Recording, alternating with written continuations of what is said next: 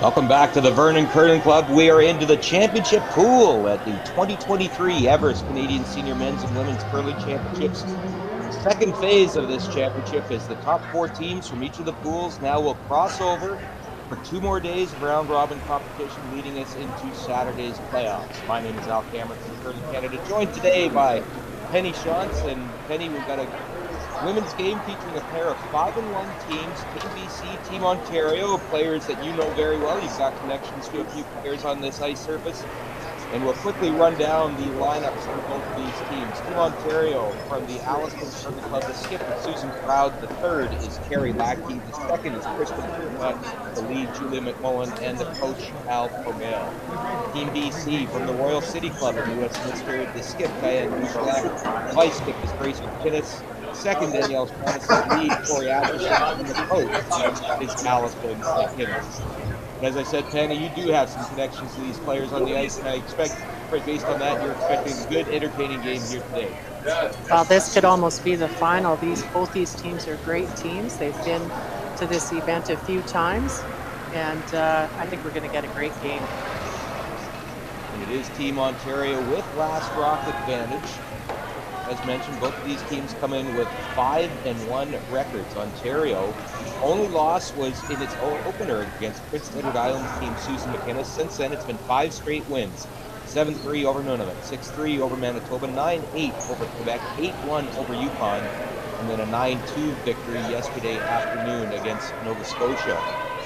British Columbia, meanwhile, they also come in with a 5-1 record and also on a 5-game winning streak. They lost their opener to Saskatchewan 9-3. Since then, it was an 8-4 win over Northern Ontario, 8-6 over Alberta, 6-3 over the Northwest Territories, 9-2 over New Brunswick, and then 6-2 last night over Newfoundland Labrador. And Penny, you've been watching these ice conditions all week. Superb ice here at the Vernon Curling Club, put together by Dave Merklinger and his son Mike, who is the chief ice technician. Lots of swing, any shot is making. It's been great ice. They had a little glitch yesterday and quickly fixed it. It's the fastest ice we saw. Today it should go back to being a little bit more normal. We're looking at probably a 15-second draw from hog to hog. Yes, that glitch you spoke of, they lost the ice plant for a little bit during the morning draw, and quickly the city of Vernon came down and fixed it up. But yes, it did result in some blazing fast ice during that late stages of that morning draw. Almost 16 and a half from hog to hog to get to the tee line, and that's light speed by curling football. And it was a little slippery too. I think that's when the ice makers first noticed it. They went out there to maintenance the ice before the game, and they were slipping. So they quickly did something about it. That's what happens when you have great ice makers. Exactly. And, it's funny, Penny, when you hear people saying, well, the ice was slippery. Isn't ice always slippery? But no, it had a different texture to it yesterday that they knew something was up.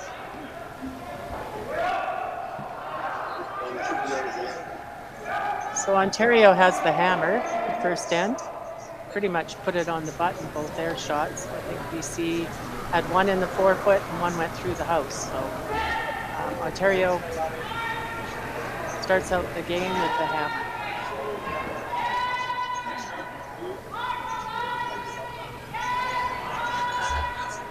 Well, we get the hit, they got the roll, and that's a nice result there for Team BC.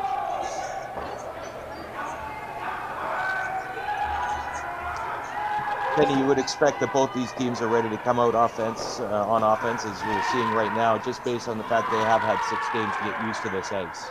That's right. And both teams they play an offensive game. They're not afraid to go for it.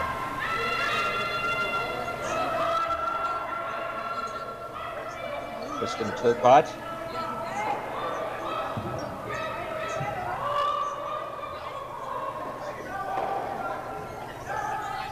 Looks like we have that big swing going on again. Which you love to see. So these teams will be focused a little bit on their rotation as well, as they have been all week.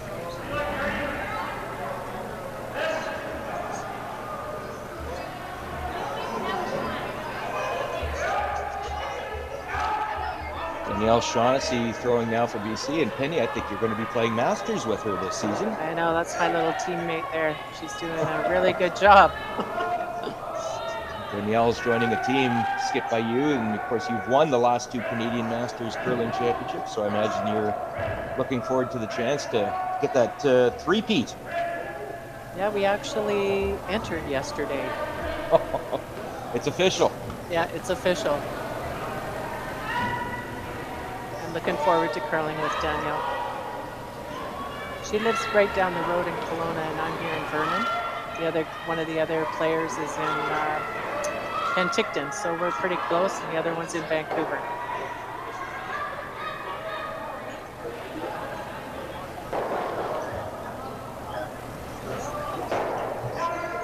The open hit there, thrown by Kristen Turcotte. That one stayed a little straighter than her first one.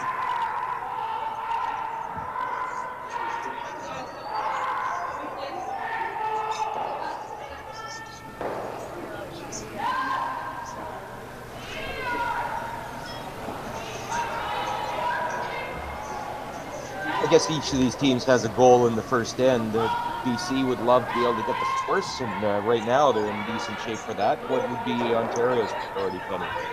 Well, they have gone for it a little bit. They've been looking at 2 rocks pretty much the whole end, so they haven't been able to play the way they probably really wanted to. They threw the first one as a corner guard, and it's far corner guard. It's way out there. BC was able to jump on them a little bit here and is forcing them to shoot against 2 rocks the whole end so far. Carrie Lackey now, former Canadian club curling champion. Also won a silver at the Everest Seniors in 2017. Playing with Joanne Rizzo. Trying to hold that shooter, but it will roll out side of the ring. So another opportunity here for BC to force the issue. Grace McInnes, she is the sister of the coach, Allison McInnes.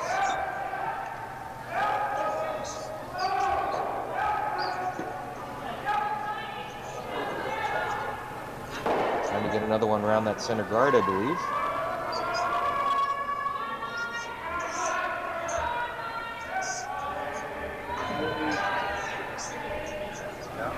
Scrubbing hard for the line here. Looks like her weight was pretty good. Maybe a little more ice or a little more weight might have got it there. Got it on the rings though, so BC is sitting 2. And the issue here for Ontario is even if they make this double, it'll leave a guard up. I don't know that they could throw the shooter onto the rings, I guess, if they hit it on the broom side maybe. I don't know if that would happen, but we'll see.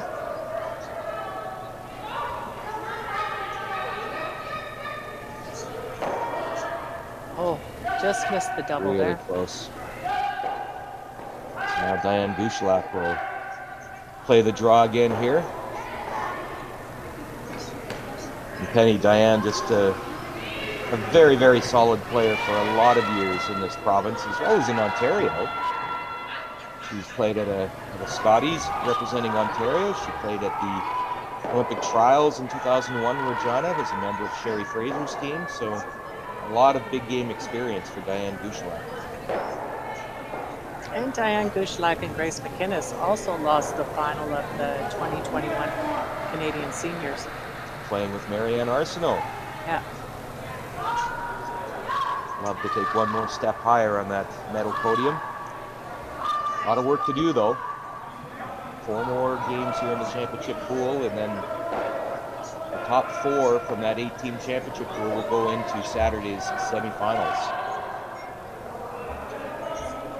Diane's had great draw weight all week, so this one will be close, I'm going to say. I'm going to step out on that one. Bold call. Weight looks good, line looks good. And the result is good. Very nice. Susan Froud now, not much of an option here, I think. I think she's got to appeal the guard, maybe play a straight back. She might get all of them. She hits it right. Penny, you've played in the past with Susan as well, I believe. I have. I played in the Canada Cup with her.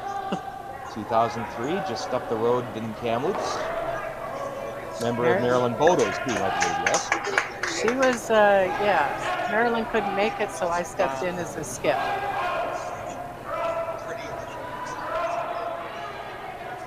And we had some fun. I would expect. I think that was probably a prerequisite if you made Marilyn's team, so you would have fit right in anyways. Well, we missed Marilyn there. Trying to make that run back. Just a little on the high side, so BC is continuing to sit two. She did peel the guard, so that's, was her second goal, I guess, there. Good guard. Gives Diane an opportunity to be line 3 here after this shot. And that's going to be, well, we'll see what options are left for Susan, but the draw there on the out-turn side, counterclockwise rotation, looks a little tricky now with the way that rock sitting there. Yeah, she just blocked it up. Yeah.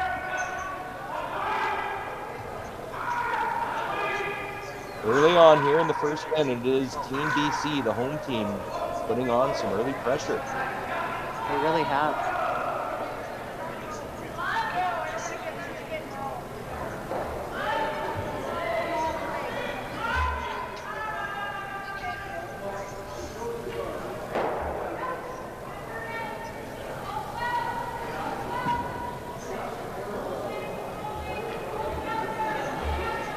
Final shot. And Grishalak looking to protect those two in the circles, in the 4-foot. Maybe she's got good line here.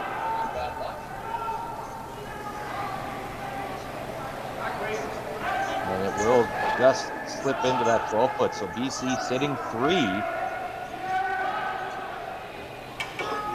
The run back will be called here again.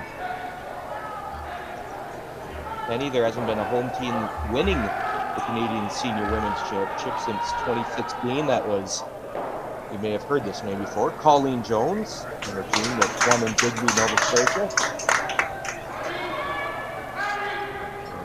None since then, a home team winning the Canadian Senior Women's Championship. Well, that's because Sherry Anderson wins it every year, and it hasn't been in Saskatchewan. That's exactly it, yep. Final shot here in this first end. Susan Proud trying to run back at BC Stone.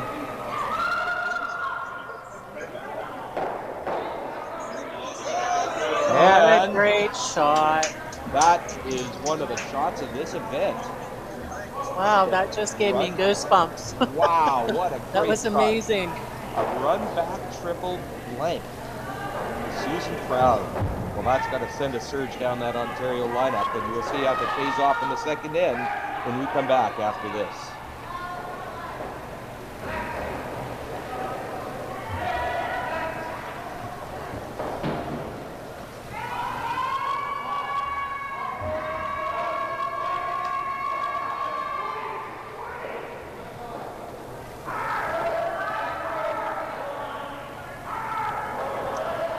Welcome back to the Vernon Curling Club, and fans are still buzzing after what they just saw there, Penny Shant. A run back triple for the blank for Team Ontario, and it was looking pretty dire there until the last possible minute. It's a fantastic shot, Nate.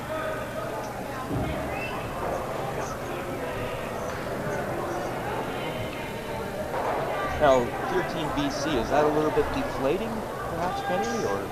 Well, I think that would be deflating.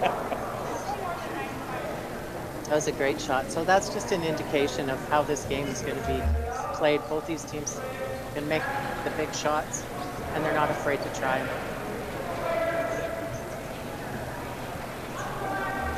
It's also going to give Susan a big boost, too.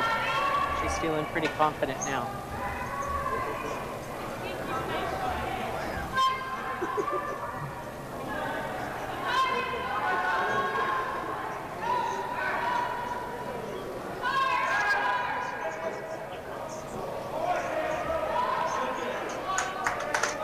That rock slips behind the tee line. Team Ontario will play the hit. It was in the 4-foot, and I think that's why she opted to hit that rock. She didn't want to get into that situation where she might have to throw a triple with her last shot again, right? Well, she can clearly make it. So yes, that's true. But you maybe don't want that's a shot. Yeah. You don't want to have to keep making those. That's for sure. So.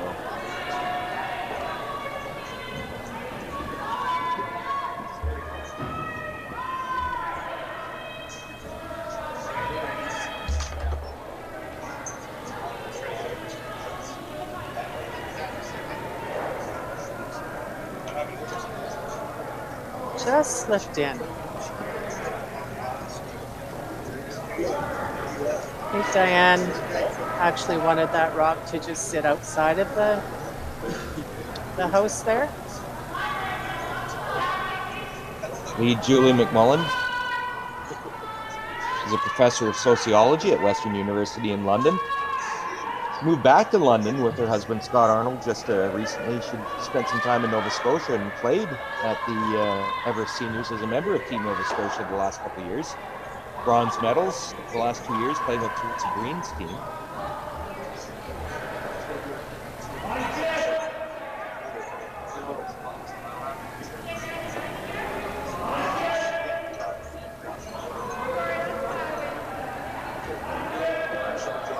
Opportunity for BC to draw around that center guard there, put some pressure on again.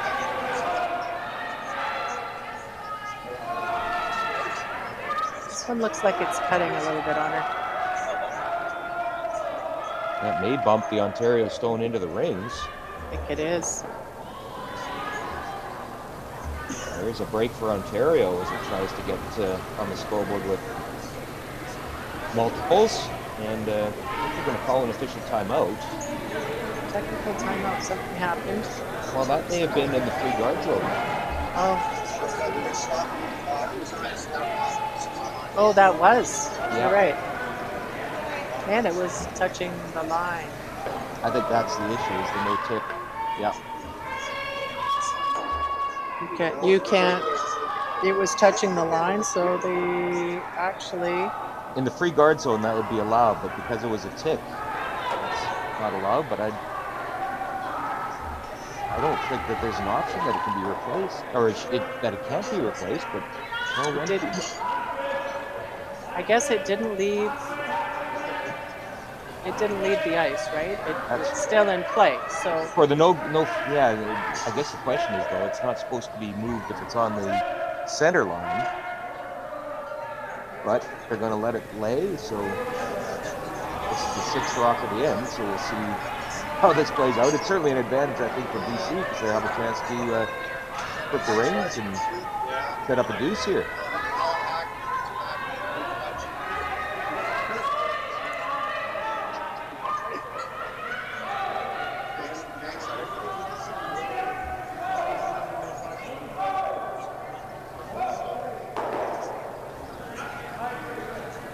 Come up light though. A little bit of a missed opportunity there.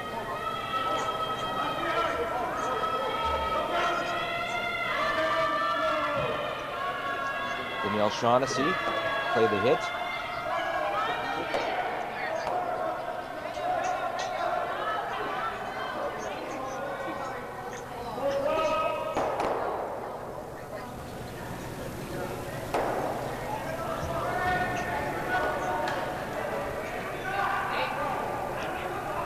BC team didn't get together until the provincial championship last year.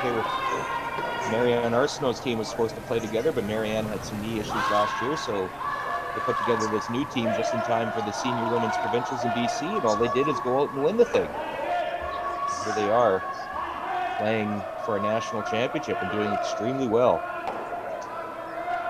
Well, Diane and Grace have curled together for a very long time, and they're used to the back end positions. So it's pretty easy for them to step in. They play a lot of ladies together. Kristen Turcotte, this looks like a dandy. It's a nice shot Beautiful. made by Kristen.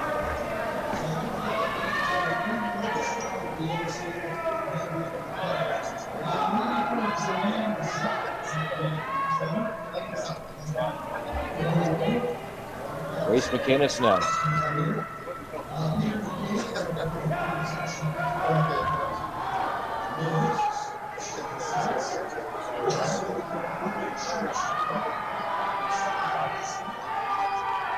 Trying to weld one on to that beautiful shot that Kristen Turcotte just threw. They're sweeping it pretty hard there.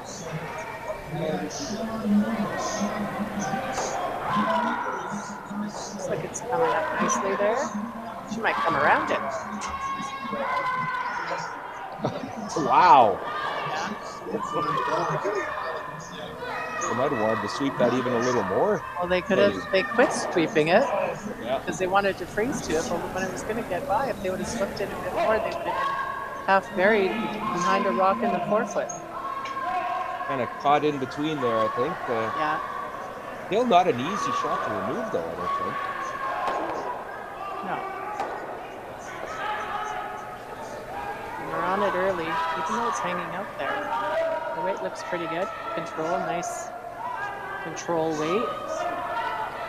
Terry Lackey taking a run at this and love to hold this shooter, too. She'd like to roll out just, not that far. Yeah. That's not a bad shot. Half Well, a you shot. had to make it go away. That's the main That's thing right. in that shot, I guess, Penny, right? Yeah. So Grace McInnes will get a chance to throw the same shot again. Try to make it better.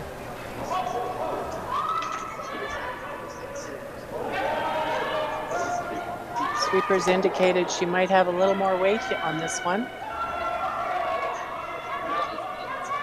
Now maybe they do call the audible to take it around and bury it behind. But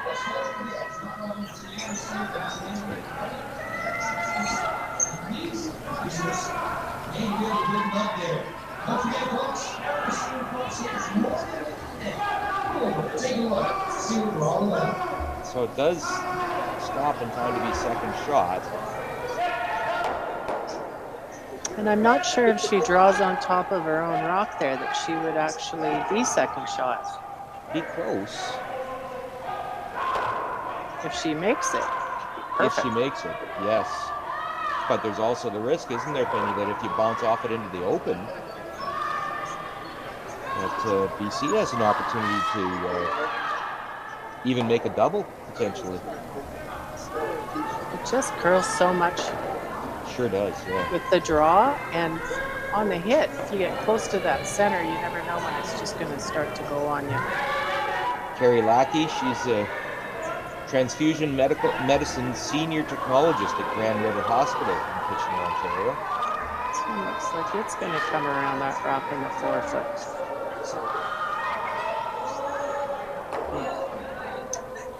Well, there is a double opportunity now.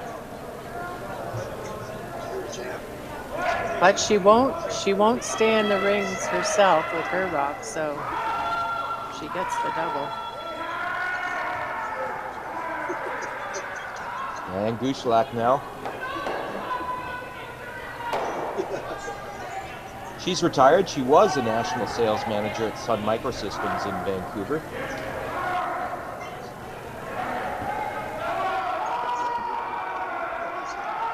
As mentioned, she's been a teammate of Grace for an awful long time, but also has been associated with some other big names. Played with Allison Goring at that 1995 Scotties, along with Mary Chilvers and Christine McCready.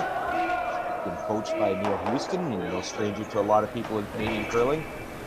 Also played with Georgina Wheatcroft in the past and was coached by Linda Moore. So that's quite a resume that Diane Gushlak has had in terms of some of the influences on her game.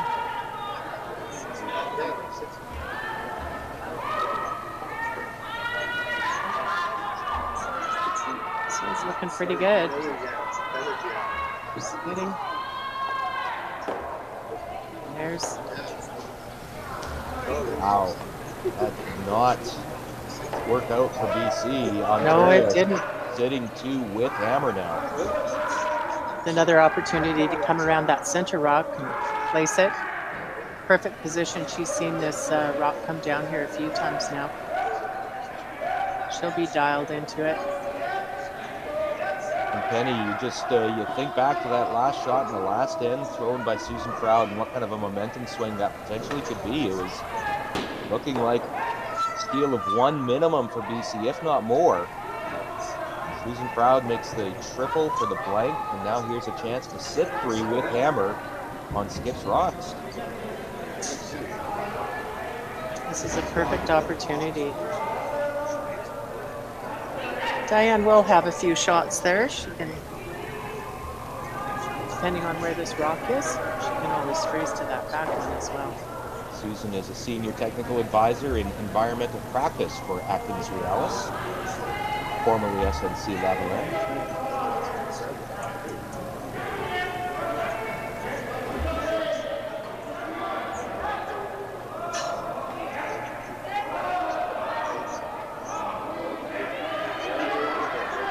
This one's not coming up the same as the other ones were.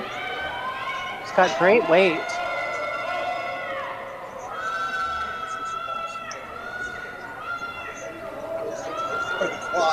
So is there an out available here?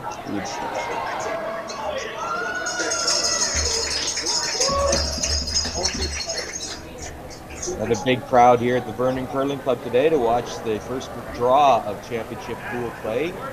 4 men's and 4 women's games in action here at the Vernon Curling Club. Diane would like to get an inside roll here, I'm pretty sure.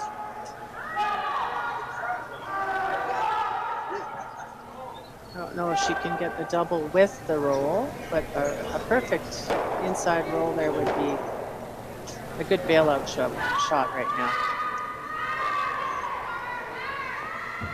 Or maybe we'll see her make a triple. I don't think there's no triple there. That would be a tough triple. That would be.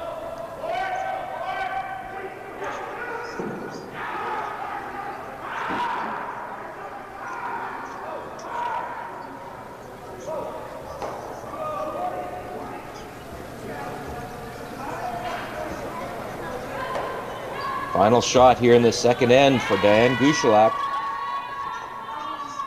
They're sweeping it hard to hold it straight.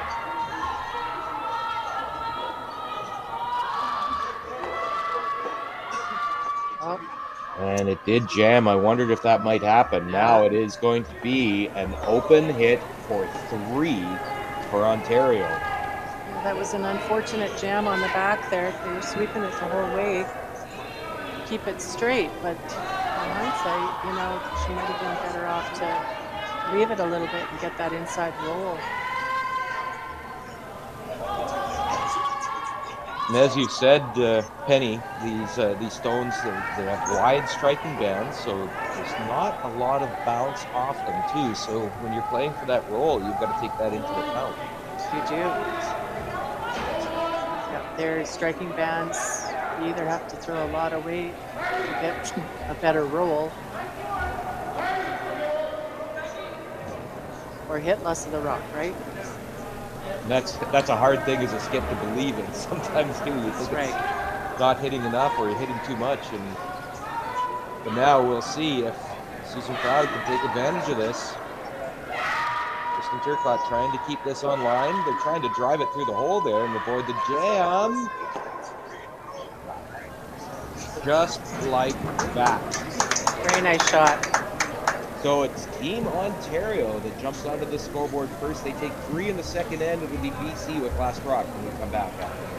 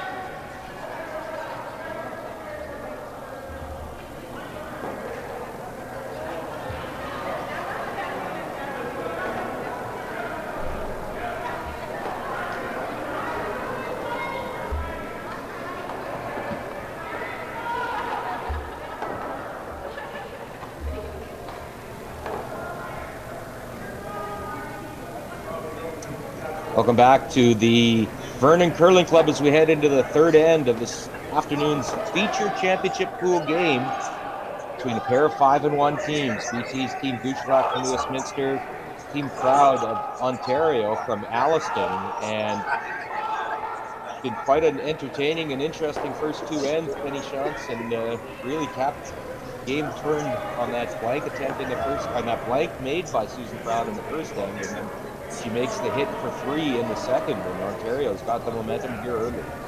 They do, and Susan had nice controlled weight with her last shot, and the sweepers were able to manipulate the rock the way they wanted to a nice little hole to score a 3.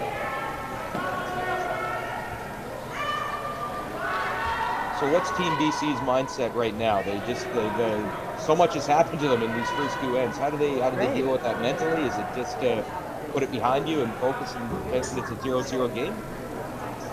Well, they're not going to pretend it's a 0-0 game, but they are throwing it good. So it just, it's early in the game. It's only the third end. Get your corner guard out. Continue to throw the rock dead and see what happens. They're playing against a tough skip right now. Sure are. That's a good Ontario team. Both these teams riding 5-game win streaks into this afternoon's game.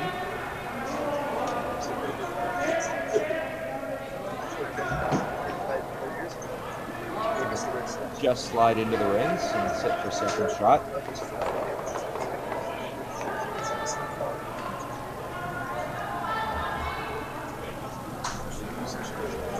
Yeah, that's right. BC lead Corey Atchison. She's a school principal, a district principal for School District 36 down in Surrey.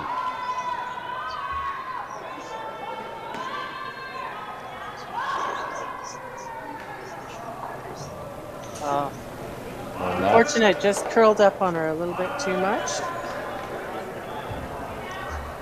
Toughness there, and it puts that Ontario guard behind cover on the corner.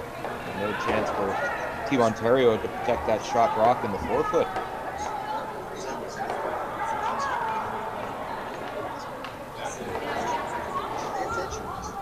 What's that center line here? It's like when you get close to the center line on any kind of a hit, it has a tendency to cut a little bit faster than what you would expect. A little further out, it'll stay straighter for you.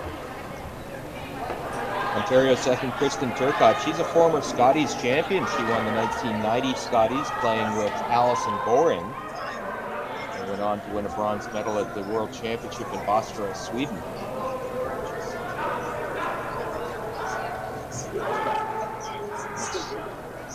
A little deeper than maybe they hoped for. And that's an opportunity for Diane now. She can get that little flop behind that corner guard that she put up and just take advantage of her corner guard.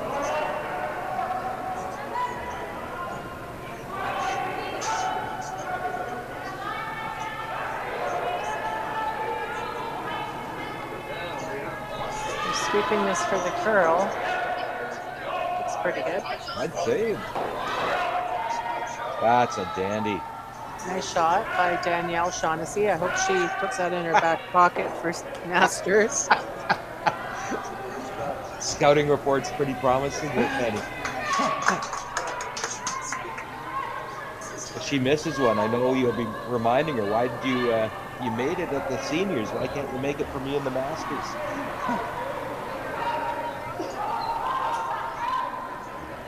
So it's going to be a peel on that corner guard.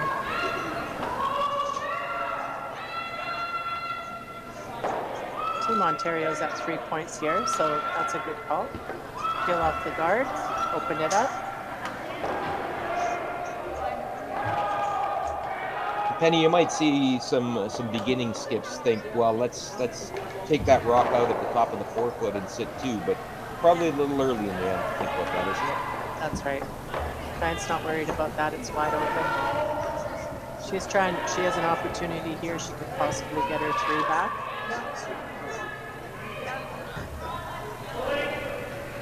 I'm not sure Danielle liked that shot. She backed up.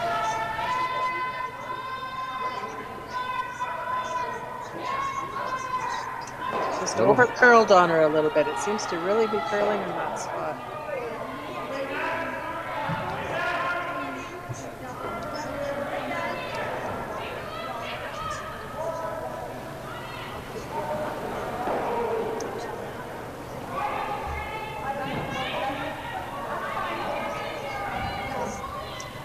Kerry Lackey will now take a shot Uh-oh. at that. And, Muay coming out.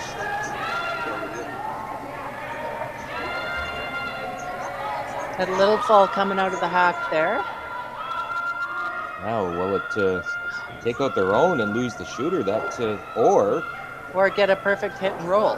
just like that. That's what you call a good miss. Not a bad result at all. And but she did stick with it to let go of it too. So it's happened to every skip out here. I guarantee that. Male, female, old, young, everybody's done it. That's right.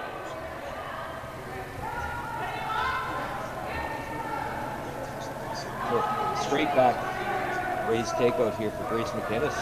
Chance to sit 2 here for BC. Sit 2 and also have 4 shot, which would be nice for BC.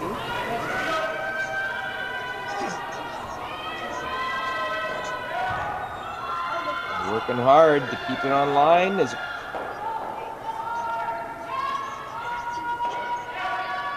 Or is that going to go back? It's back far enough that BC is sitting 3. Sitting 3. Yeah, it almost looked like that rock was over curling on her, and she got the benefit of it. I'd say that worked out pretty nice, actually. Almost in some ways better than the original call. Yeah. She split the house. They're well separated. And a catcher back there too, if this jams the angles. We're gonna talk about this, I think.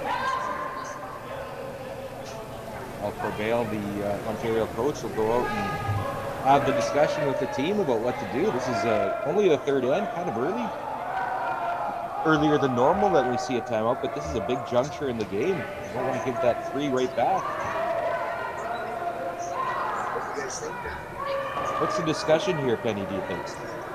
Well, I think they possibly see that jam on that back yellow one too. So do we play this? I don't see another real option here.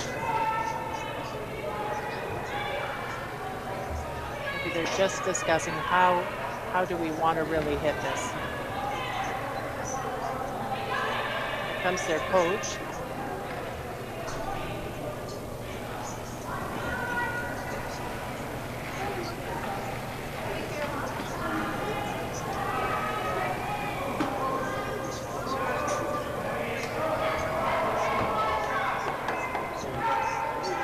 Sitting next to the Ontario husbands here, they all think that they should be hitting the open one, right-hand side of the sheet.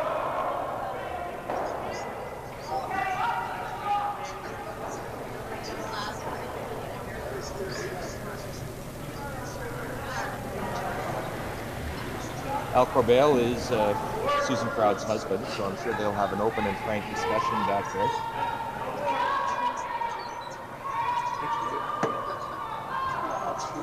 Teams are given 30 minutes and 2 90-second timeouts here. So that's the first of their timeouts used.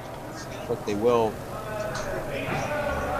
see if they can make a couple of those BC Stones go away. Penny. Yeah, I like this call.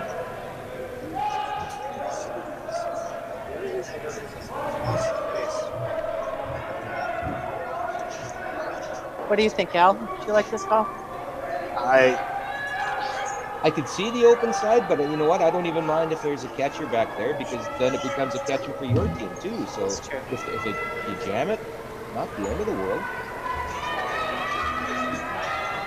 I think the key is hoping to hold the shooter as well as that raised stone. She hits us on the inside. She might get an inside roll too, right?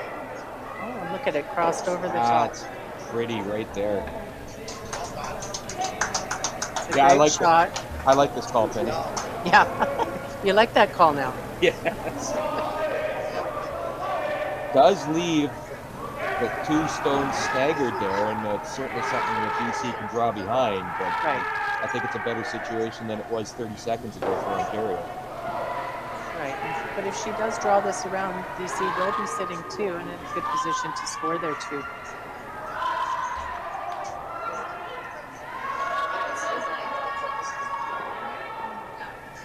Sweeper's trying to keep this on line. This is where it really takes off. Just a little bit light. Well, no, I think the weight was good. There's coming in, just a little rub. Yeah. Very close. It is BC sitting 2, but both stones are open. Double's obviously not really there for Ontario. So no, it doesn't look like it's there. BC in good shape possibly for a deuce, but still 4 rocks to come here in this third end.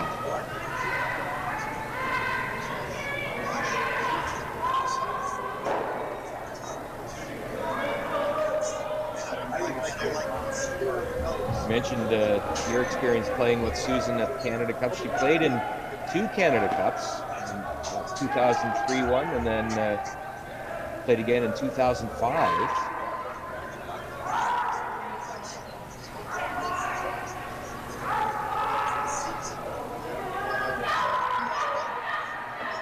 This one looks like it's cutting a little bit on her. Now they got to watch for the jam here. Ooh. You know, that's not a bad shot. Getting rid of that one back there. Don't have to worry about it anymore. If that curled anymore, though, that Right. stone's staying on the rings to sit, actually sit 3 here, but still, the deuce is still alive for BC, and Kenny, you've got to think that that's a pretty good way to answer back after giving up a 3 in the second. Well, that's a great answer back, especially after the first end. Ryan was looking really good, sitting 3, and Susan made the triple blank shot. Second end, they crack a 3 on her, and now she has an opportunity to come back and get her 2. Builds their confidence up a little bit. Sometimes you think, what do I have to do? Yeah, Right? exactly. Yeah. First shot here in this third end for Diane Guchelak.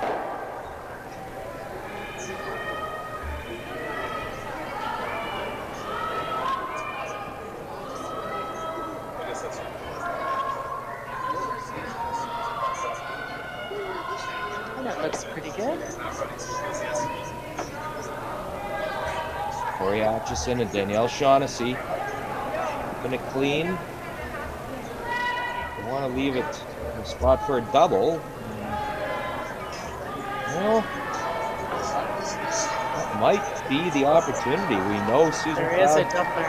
Yeah. We know Susan can throw bring the heat. Let's see if she can do it on this one.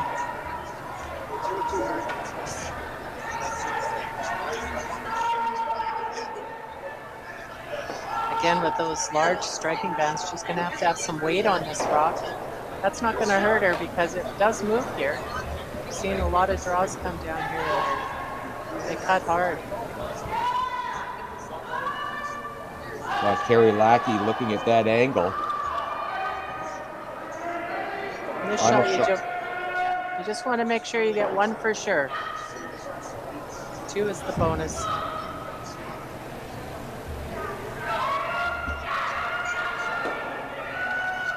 There's 1. And just it'll under. just under. Just needed to curl up just a bit more at the end. And it will be a draw for 2 for BC. Just need the full 8-foot. And she just threw it, so she'll be fine with this shot. Diane's got a great in-turn draw. If I was going to give her 1 shot, I'd give her that. Her best.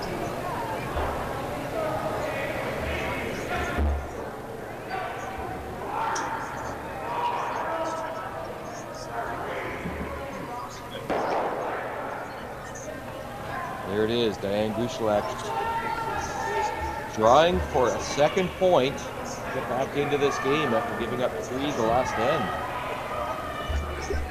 Grace McInnes Shaughnessy on the sweep here.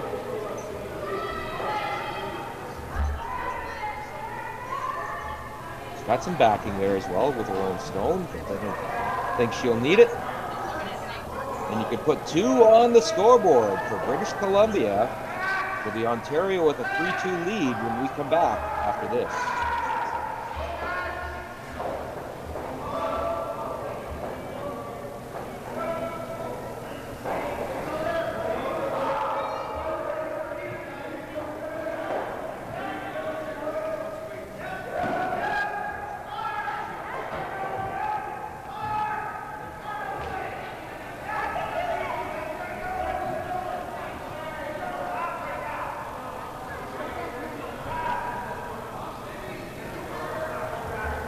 Welcome back to the Vernon Curling Club as we head into the 4th end of this first championship pool game.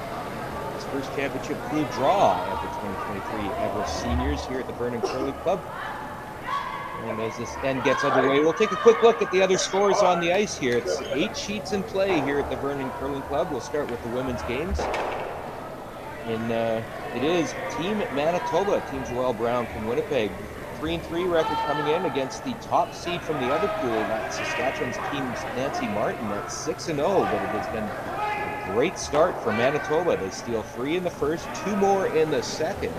Saskatchewan comes back with a deuce in the third, but it is Manitoba with a 5-2 lead and last rock playing in the 4th end. Team Alberta with a 4-2 record. Team Tina Ford Johnston, they are taking on Quebec's team Chantal Osborne at 5-1. And it is an early advantage for Alberta. They've stolen single points in the first 2 ends to take a 2-0 lead in that game. And in the other championship pool women's game, it is a 1-1 tie. Team Northwest Territories, skipped by Sharon Cormier, they're at 3-3, taking on Nova Scotia's team Andrea Saulnier. They're at 4-2, and it is a 1-1 tie. The Territories have hammer in the 4th. In men's play, Team Nova Scotia, skipped by Paul Fleming. They took 2 in the first, gave up 1 in the second. They take a 2-1 lead with hammer into the 3rd end against Newfoundland Labradors. Team Mark Noseworthy, it's a 5-1 Nova Scotia team taking on 3-3 Newfoundland Labrador. Another unbeaten Saskatchewan team, the men's team, skipped by Bruce Cordy from Saskatoon. They take 1 in the first, steal 2 in the second to go up 3-0 on New Brunswick's team Grant Odeshaw, which has a 4-2 record. The other Manitoba team, skipped by Dave Homer from Petersfield. They take a 3-1 lead over the host team, British Columbia, skipped by Wes Craig and his team from Duncan. BC comes in with a 5-1 record, Manitoba at 4-2, but it is Manitoba with a 3-1 lead.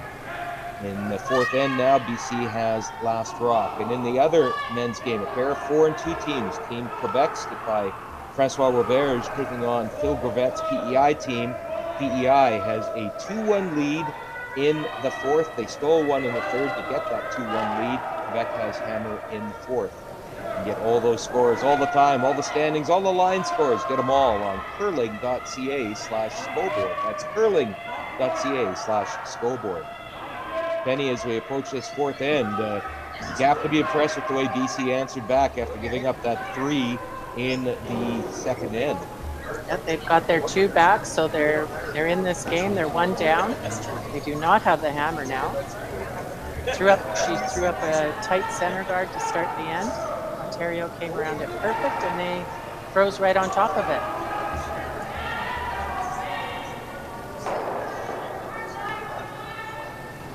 A chance to make the little hit and roll frozen here, I think, too, is Grace McInnes trying to keep this online.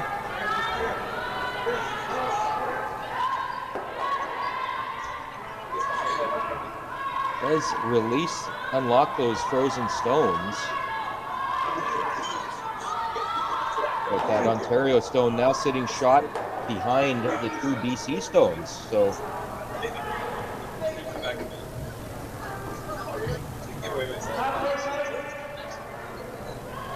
she's just going to peel the guard now. Open it up. Kristen Turcotte taking aim.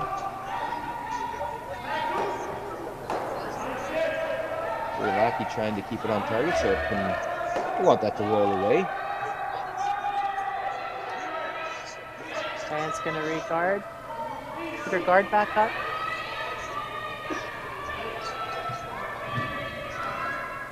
you're pretty happy if you're BC right now with this scenario right now. Those two stones that are there, and if you can keep guarding it, it's going to be a tough deuce for Ontario.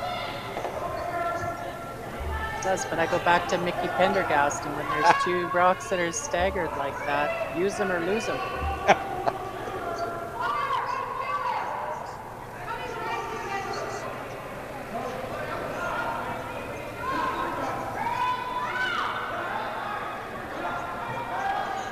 For those who don't know, Mickey Pendergast, a longtime Calgary curler, as you and I talked about the other day, Penny, one of the best Canadian curlers never to get a Purple Heart. He came close so many times, but just a wonderful strategist and coach and advisor to so many young curlers in Alberta. And in fact, has written a book on curling strategy that we talked about the other day. What's your call? You say a coach to young junior curlers. Well, I think old senior curlers kind of like his strategies as well.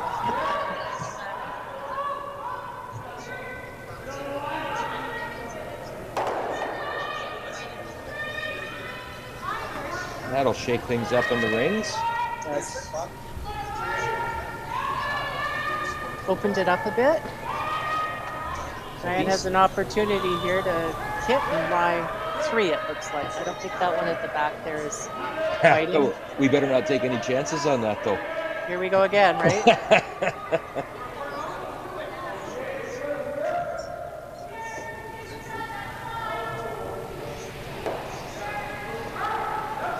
Joyce McInnes now.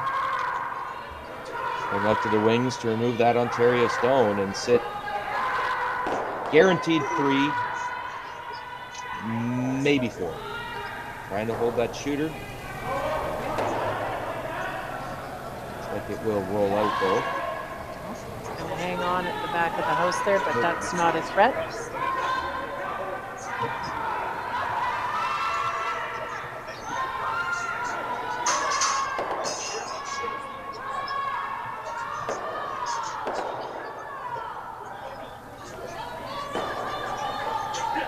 Potential at a double or move that out.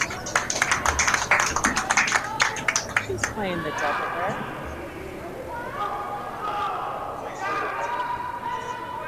She might have been a little tight there. See. Kristen Turcott at work, trying to keep this on line. So it'll be right on the nose.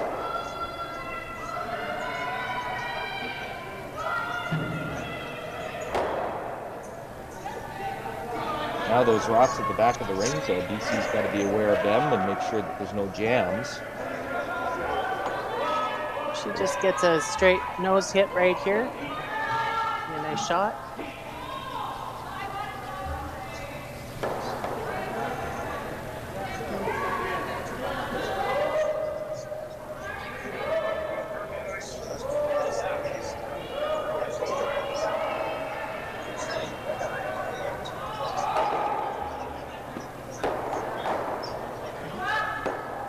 And there's the jam. That's the jam we talked about, and that is definitely on the rings, and BC sitting 2, but now Ontario does have one in there.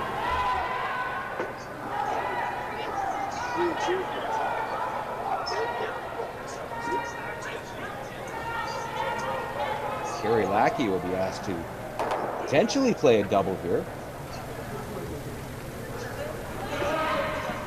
Right in the nose should get the job done here, Penny. I think so.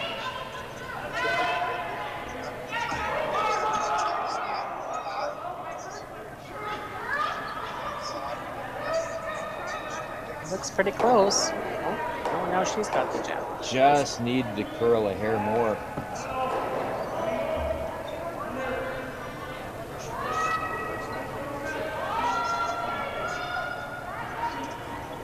Diana's going to go with the other turn on the shot. Oh, nope, changed it back.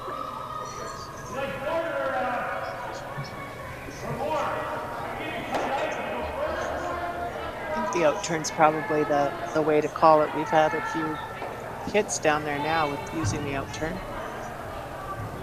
don't know if I'd want to change my turn to the other side now. think her thought process on that was that she had the whole house to roll to, so maybe I should go with the intern.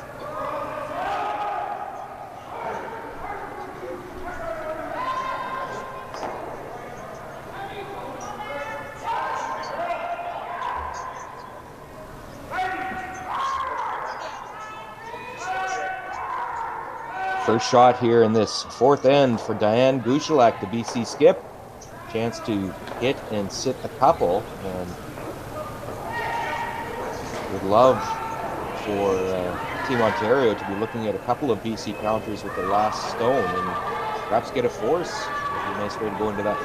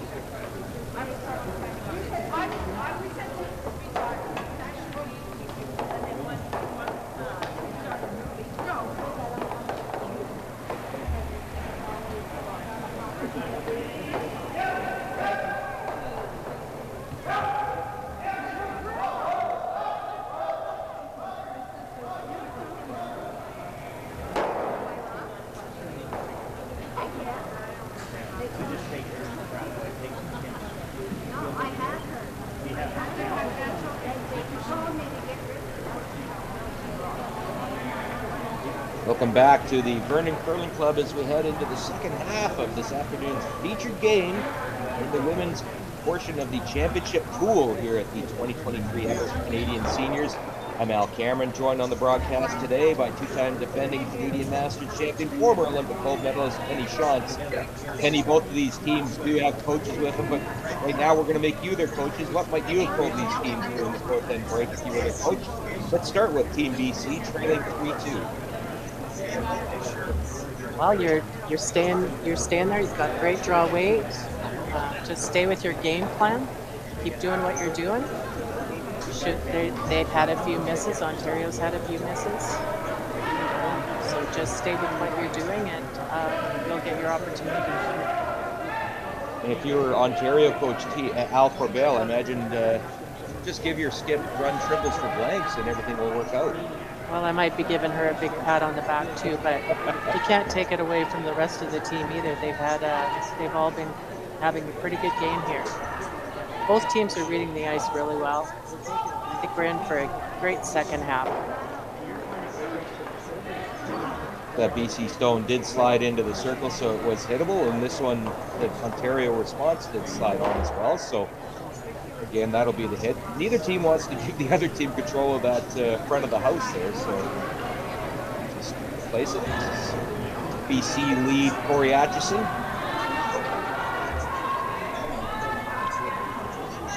She'd like to hit and stick right there. I think it's going to overcurl on her.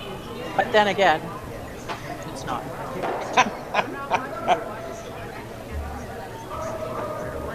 So it will stay just at the top of the house, and that's a nice result there for BC. And Ontario will look to draw to the open side. I'll get the call here for second Julie McMullen. Ontario has control here. They're one up. They've got the hammer. If they can score a deuce here, they'd be sitting in pretty good shape. This is her fifth crack at the Canadian Seniors.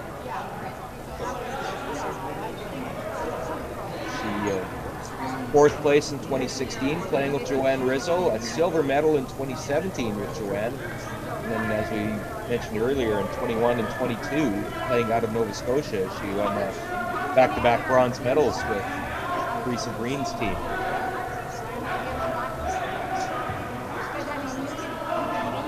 So now, after the miss, BC has a chance to get one behind that short center guard.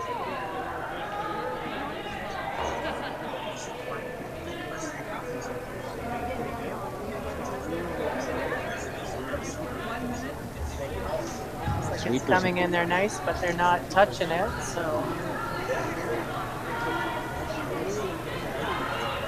And they didn't need to. Nope, she did it on her own.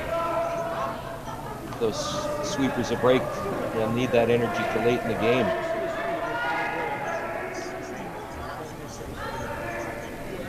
She's chosen to hit the front center dart.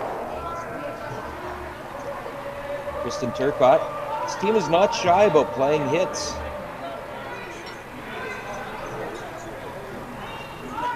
Trying to see if they can sweep it for the run back here, but. And then went for the straight peel. 3-2 lead for Ontario. They do have last draw here in this fifth end. They've blanked a couple ends and been in control of the scoreboard from that perspective, although it hasn't always come easily. Blank in the first end was anything but routine as opposed to the second. Blank in the you just saw in the fourth end.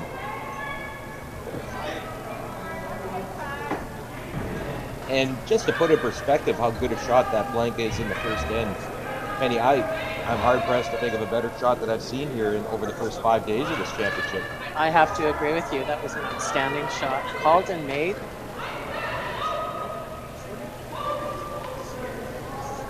So the guard is made by BC, and Kristen Turcotte will be asked again to take a run at the run back.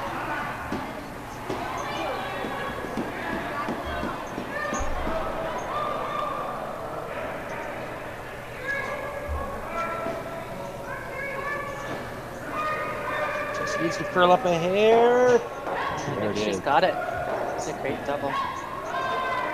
Well played by Ontario, and that rock, I think, got onto the rings. Certainly enough of a concern that Diane Gushlak will ask her third, Grace McInnes, to remove it.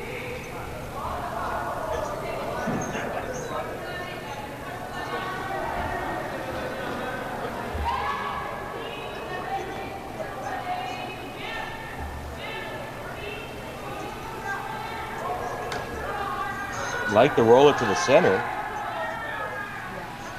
Looks like she's going to give them a tight corner guard. Which she doesn't like. It's She too doesn't? tight, I guess.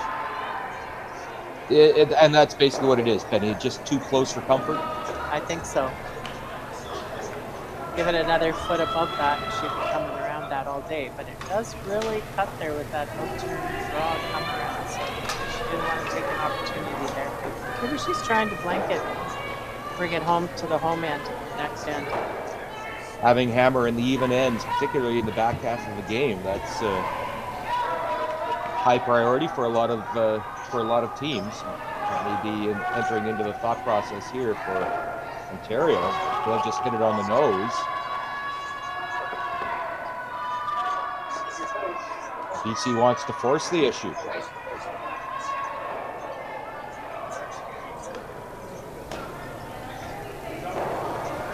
I guess it's the third last rock. So Diane feels there's an opportunity there to force. Grace works as a director for the Georgia Maine Food Group, which oversees grocery stores such as IGA and Fresh Street Market here in British Columbia. Working hard to get that by the guard. Very nice. Maybe just a little bit deep. It gives Susan an opportunity now to come around and freeze onto it. I have to tell you, when I curled with Grace, her job, she worked in between games. She never left the job. She has a very big responsibility in that position, and she was spending a lot of time doing that too. As most curlers do, they have a real life job and then curling. So Carrie Lackey now will try and follow the same path that Grace McInnes used.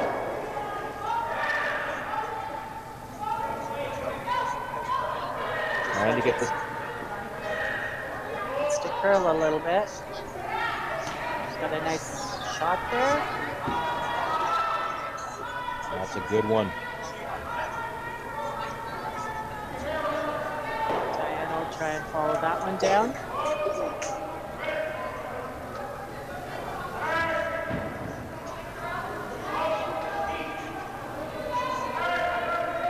This is the first time we're seeing Diane's out-turn draw.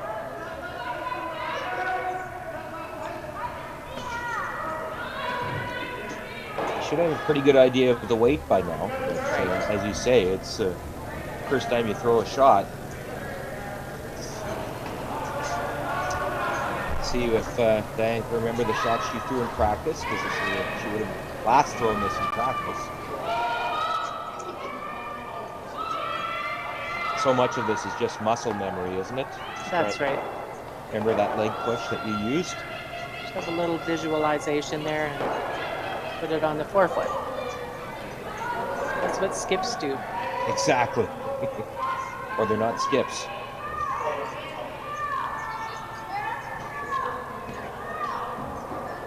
Got good line on this shot.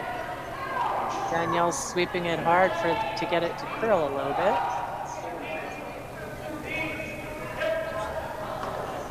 Wow. That's Nice shot. really, really good. That's locked on.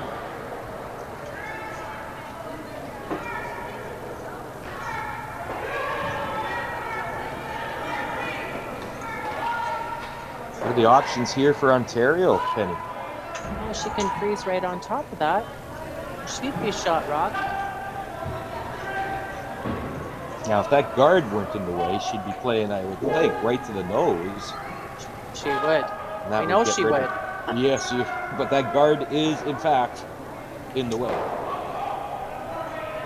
If she makes this shot, she has an opportunity to be sitting one. Diane's got a difficult shot, and she might get a shot for her too. Saying that, Diane is forcing her right now. There's somebody's going to score this end. Well, listen, we said that in the first end too. How did that go for us? Well, that's true.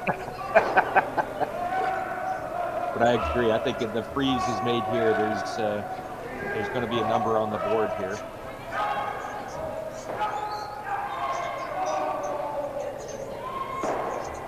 Susan Proud, first shot in this fifth end. Two teams with 5-1 records. And this has huge implications down the road. And the head-to-head result here could decide a playoff berth. If we end up tied with the same record, the winner of this game would get the tiebreaker advantage. This looks like she is going to tip off a bit there. Just a little too much weight, I think.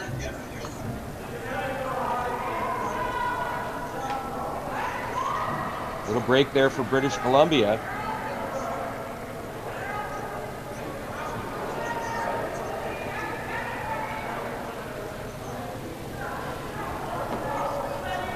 Taking a long look at this, Penny. Yeah, I think she could just get to the inside of that rock a little bit. She'd be sitting two and nicely.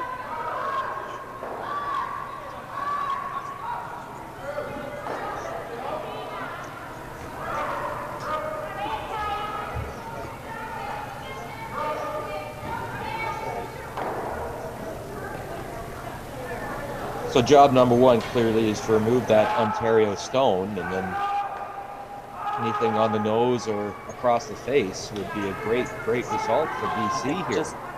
Just across the face there and sit kind of in front of your other rock there.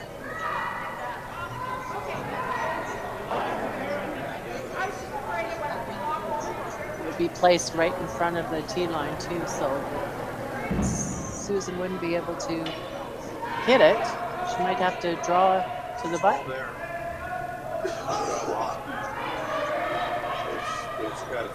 Although she might hit. Yeah.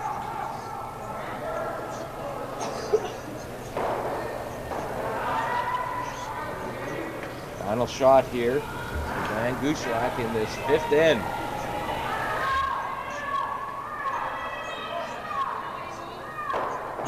Well, Shaughnessy now trying to get this to curl. That looks a little outside.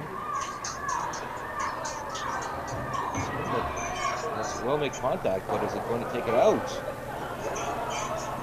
Or not. I would say BC is shot, spiting the forefoot, or is it that Ontario's going at the back?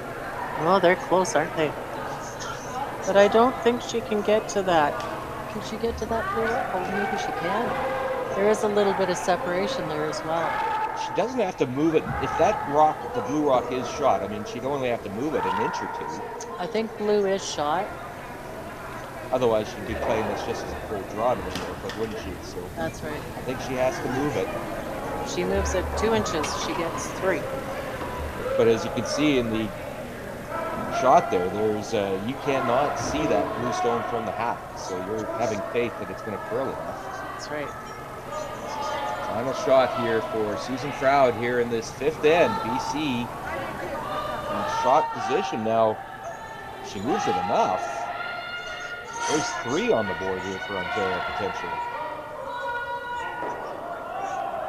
If she gets 1, she goes 2 up. So this is not curling for her. Which makes me wonder if they were actually going for that blue stone. Now, is that going to go through the hole? Well, now. Taking a long look. Oh, it's 1 yellow. So it will be, yes. It is 1 for yellow for Ontario. They will take a 2-point lead, 4-2. It'll be BC with last rock when we come back after this.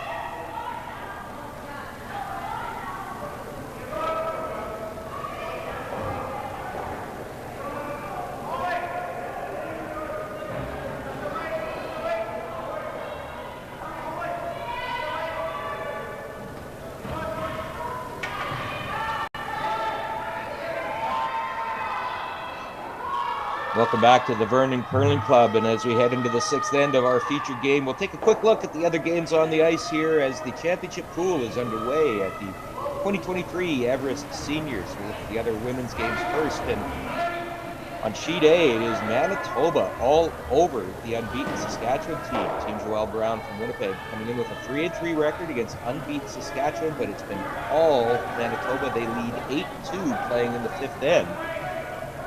3 in the first, a steal of 3 in the first, a stolen deuce in the second, and they scored 3 in the fourth to take that 8-2 lead.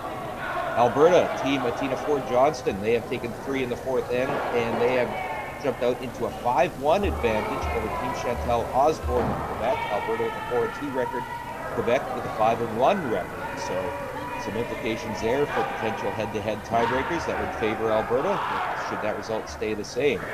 In the other women's championship pool game, it is Northwest Territories team Sharon Cormier from Yellowknife. They have a 2-1 lead playing the 5th end against Nova Scotia's team Andrea Saulnier. Nova Scotia with a 4-2 record, the Territories at 3-3. Nova Scotia with hammer in the 5th end. Men's games, team Nova Scotia, a 5-1 record. Paul Fleming's team from Halifax. They currently lead Newfoundland Labrador team Mark Noseworthy 4-3 playing the 6th end. There was a blank in the 5th, and it is Nova Scotia with the last rock playing in the 6th end. New Brunswick team Grant Odeshaw at 4-2 playing the unbeaten Saskatchewan team skipped by Bruce Corday from Saskatoon. It is Saskatchewan leading 5-1 and holding the hammer in the 5th end. Manitoba team Dave Bomer from Petersfield taking on British Columbia. The BC team, skipped by Wes Craig from Duncan, has a 5-1 record, but it is 4-2 Manitoba in the lead, 3-2 with last rock playing in the 6th end. And in the other game, Quebec team Francois Roberge at 4-2, PEI team Phil Bourvette also at 4-2, and it is Quebec leading 4-3 with last rock in the 6th end. A reminder, all the scores all the time on curling.ca/scoreboard, curling.ca/scoreboard.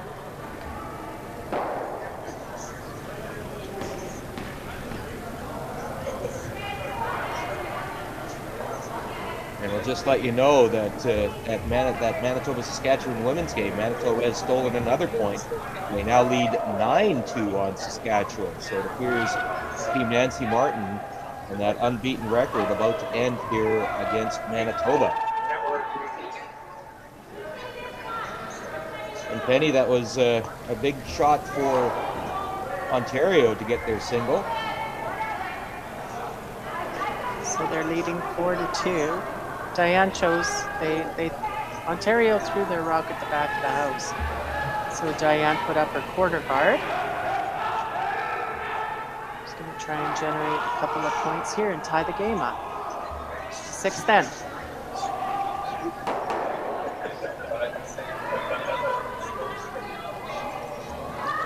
Very entertaining back and forth game here today, Penny. It's been lots of twists and turns along the way here. Ontario's really come up with some big shots. Even last end, Kristen Turcotte, she threw a nice double. And of course, the first end, triple heel blank. BC's hanging tough though. This team, Diane Gouchelak, 2 down with hammer playing the 6th. That's not a terrible situation. They actually are in a very good position right now.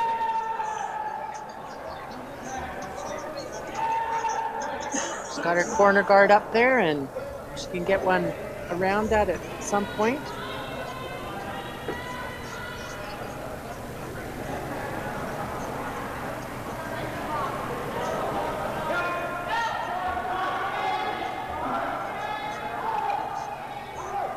Ontario is opted to put up the center guard.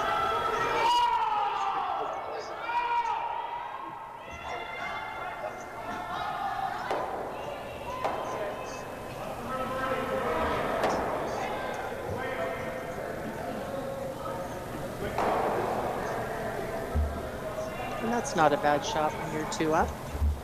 Sitting 2 in the house.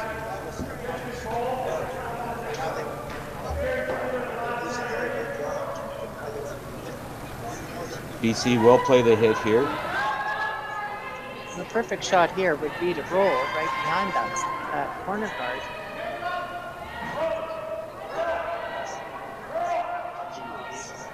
She's got nice controlled weight. It just did that spinorama where it came back. So it is open and a chance for Ontario to hit and sit a couple.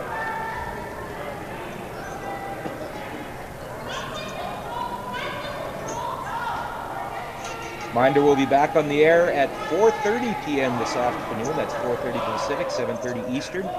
Further action from the Everest Canadian Seniors. That'll be a seeding pool game that we carry this afternoon. The seeding pool is helping to determine the final standings, and that'll set up the pools for next year's Everest Seniors. Watch out for the jam. Just gets by.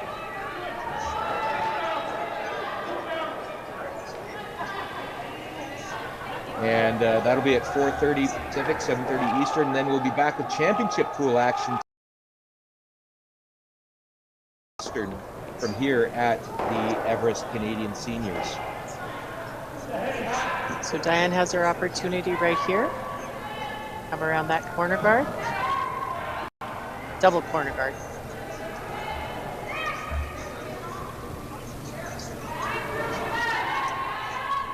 Trying to hold it. Looks like it's got good line.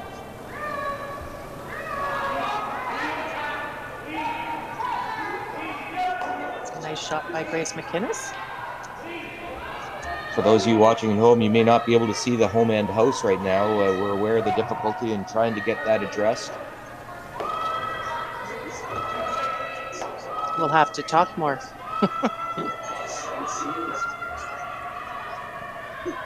So Susan has opted to freeze up to Grace's rock behind the 2 corner guards.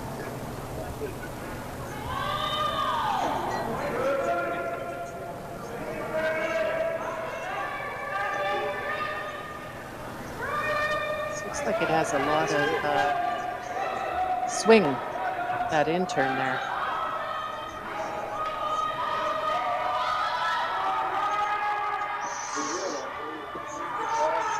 Are they going to get by the guard? It will. Just got by the guard. Great shot. Just to give you a verbal description of what's going on, there is a corner guard up, and Ontario sitting a couple, one at the side that is just about fully buried, and then one at the back 8 foot. Grace McInnes taking aim now. She's drawing to that one that's behind the corner guard, or it looks like it's exposed a little bit, so she can freeze one, lock one on there. BC does have the hammer.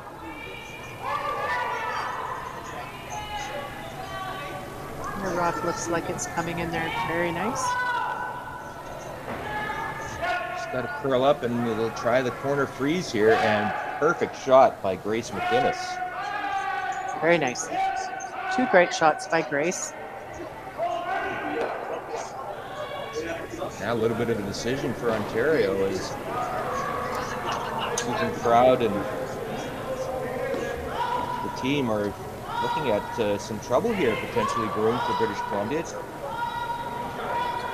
And Terry Lackey discussing potentially corner freezing to the Ontario zone. Now you can see that house, the situation. Saw that stone that's just at the side of the forefoot. That was the one that Grace McInnes just threw.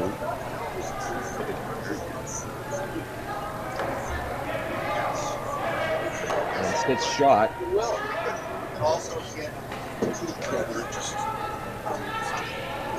It is open, so see what Susan Proud does with her first shot here. It looks like they may just try the same corner freeze, or maybe they might be able to get across the face, Penny.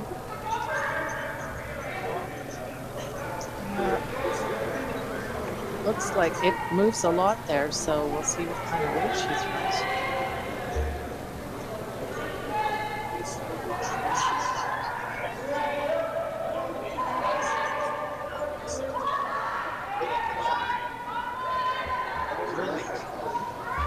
Scooping it to hold it. Ontario front end, working hard. Kristen Turcott, Julie McMullen. Looks like it's going to over curl just a bit. Just a bit, but it's not a bad shot. She might be able to use it with her next rock if she gets that chance. Diane's not wasting any time. She's going to freeze right on top of that one. Corner freeze. Should be line 2. Well. Yeah, I was going to say. She won't be line 2. Yeah, would she ever just draw to the other side of the forefoot, or is that just too much of a danger? They are going to call a timeout here, it looks like. But Diane called that really fast, and really, that would be, you'd be sitting there. She made her shot she was calling. She'd be line 4 shot. So they want to have a little discussion about this right now. The coach, Allison McInnes, Grace's sister. She could draw to the open side and just split that forefoot. Just got to make that really, really good to not give up a double chance, because we know Susan can throw those hits. So we get to a few times in this game. Important shot here, though, for BC. If they can get a deuce in this game, tie it up. That's a big momentum generator for the home team. An opportunity to freeze to that back one and be line 2 as well. She doesn't even have to be frozen to it. She could be a couple inches above.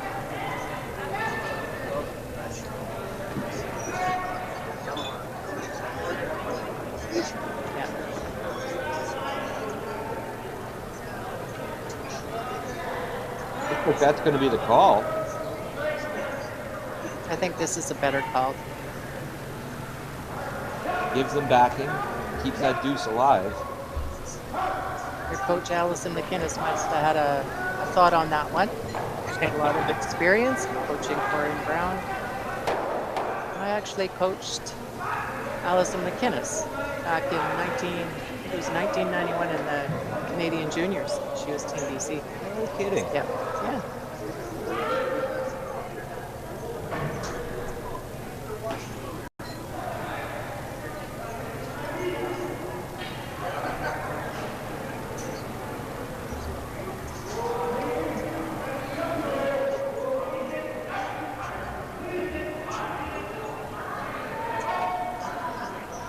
That 1991 juniors at Leduc, that's where we saw, among others, Jennifer Jones and Kelly Scott as teammates that year. Jennifer, I think, was 16, and Kelly was just 13 playing in that juniors with Team Manitoba. She was only like 3 feet high then, too. Tiny. She won a silver medal that year, losing in the gold medal game to New Brunswick's Heather Smith. Now let's see if this freeze attempt will... Oh, just a little bit. Didn't quite come up on it for her. Needed to curl a little more. It's probably, what, 3rd or 4th shot there. It's still BC's shot. That said, if you're Ontario, what do you do here? You can't hit that front yellow one, it looks like, because it will jam that blue one right back onto that rock that Diane threw. That's what I'm seeing. I totally agree. I guess try and see if you can make the freeze yourself. But they better be careful with this, because that same shot that you just talked about, I think if BC plays it with its last, will make a couple yellows go away. You could score a big end. Yes. Yeah. So Susan has to be very precise with this shot.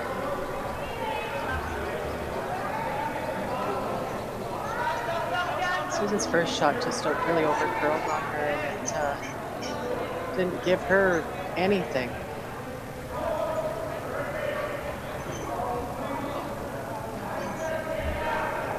Diane is actually eyeing up that shot right now, so we'll see what happens.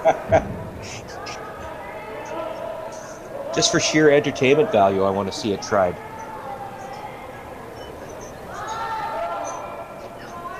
But Susan Froud will have a chance here. See if that shot will even become an option. So she plays the freeze attempt.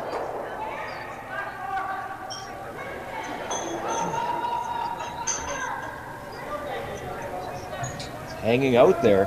Looks like it's starting to come down, but she does have a lot of weight on this rock. I think that'll get the job done. But now, I think Diane does have an opportunity to draw for two. Yeah, I think so. Although part of me still wants to see that shot tried, because I feel like that blue would redirect directly onto the yellow. Now that might still end up just being two anyways, but a big opportunity here for BC to tie this game. I don't know. I think Kevin Cooey would play that top yellow one there and try and slam it back, take the two blue out, and score a whole lot of points. But I don't think Diane's going to take that chance. She has a shot for two here. And that would be a large two in the context of scoring in the even end and tying the game. That's a great way to respond in the second half of the game for Team BC.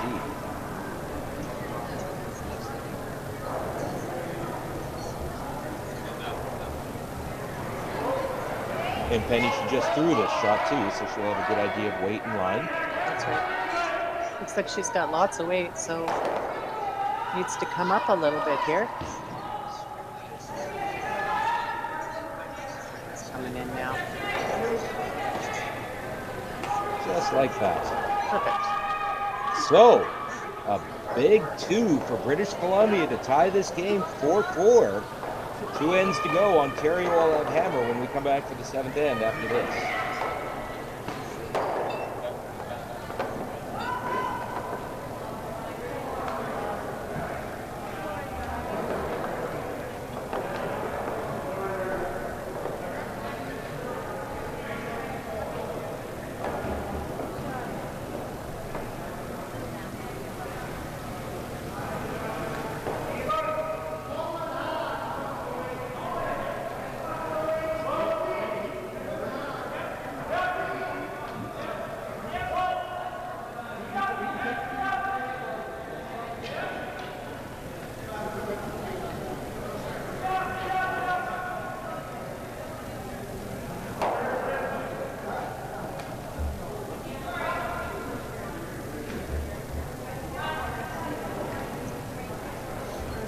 All right, we're back at the Vernon Curling Club as we head into the 7th end of a tie game. And any chance that was a nice deuce generated there by BC. See how Ontario answers back here in this 7th. Right, this is, there's been a little momentum swing after that deuce the last end. Now the game's tied. Susan had a nice controlling lead. Would have been nice to hold Team BC to 1 point. Instead, she gave him 2 in a tie game in the 6th end after 6. So the center guard put up, and Ontario will draw to the open side.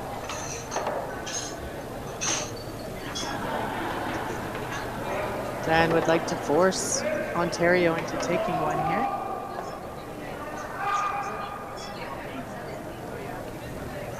A very entertaining game, as you might expect from two teams that came into this game with 5-1 records and both on 5-game winning streaks too. And And we said off the top how important this game could end up being when it comes down to determining those 4 semifinal teams. Head-to-head result would be the first tiebreaker if they end up with the same record at the end of the championship pool, and this head-to-head result would decide who could get a playoff spot in those those 2 semifinals that will take place here on Saturday morning. And of course, just a reminder of what's at stake here. You mentioned a Canadian championship, but a trip to Östersund, Sweden in April to represent Canada at the World Senior Curling Championships. It's like Diane's called a second center guard. This one's going to be a little bit high. She wanted it tighter to the house. That gives Susan an opportunity to come around here now. Put some pressure on Diane from Team BC.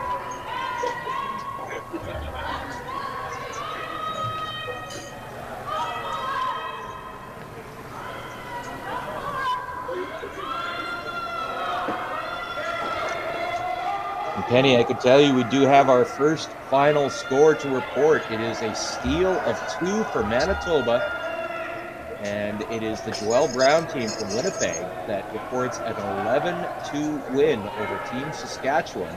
Nancy Martin's team from Martinsville takes its first loss here at the Everest Canadian Seniors. So, great start to this championship pool for Manitoba. They improved to 4-3. Saskatchewan drops to 6-1.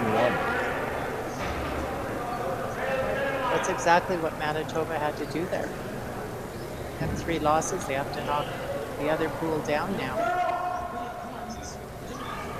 Ontario missing on that draw attempt, and now BC seeing if they can get one behind those 2 staggered guards. That one's got to come down in a hurry, though.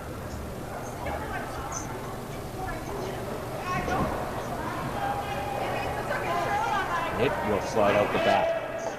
So 2 attempts, 2 misses as these guards are up there, but neither team's been able to take advantage. And now, what's the thought process here, Penny? Well, Susan doesn't need center guards. That's the only way that she's going to get into trouble. So time to get some feeling done right.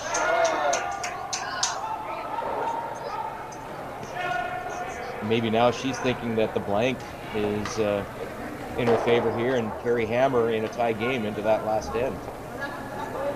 Diane's going to throw up another tight center guard.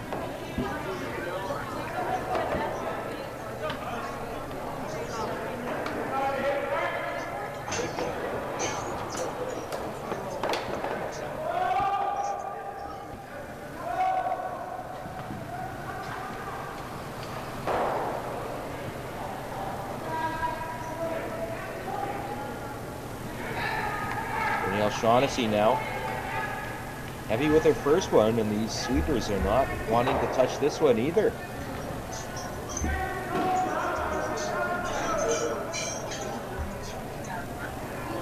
That's a good result. That's short guard. That's good. That was the call, and she made it. That's great.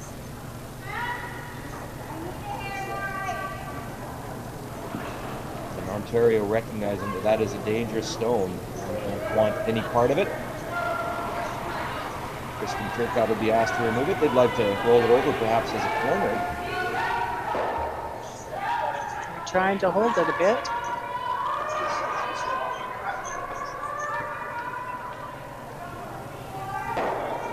That will be right on the nose. So now an opportunity for BC.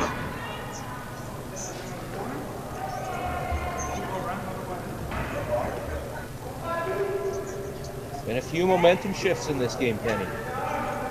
There has. It's been going back and forth a bit in the last couple of events, so this will make it interesting. Diane's got her 2 center guards now. Grace McInnes, the third, drawing in there. She puts this on just top forefoot. BC will be sitting pretty nice, and that's how it started in the first end. Exactly right. Yeah. Grace McInnes trying to drag this onto the rings. She might be a little light. It'll be short, and Ontario still with Shot Rock in the rings.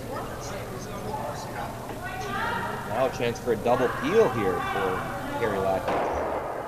Kenny, we do have another final to report. We talked about the Saskatchewan women losing their first game, but the Saskatchewan men remain unbeaten. It is Bruce Cordy's team from Saskatoon posting an 8-1 win over New Brunswick. Saskatchewan improves to 7-0. New Brunswick, Grant Odishaw team drops to 4-3.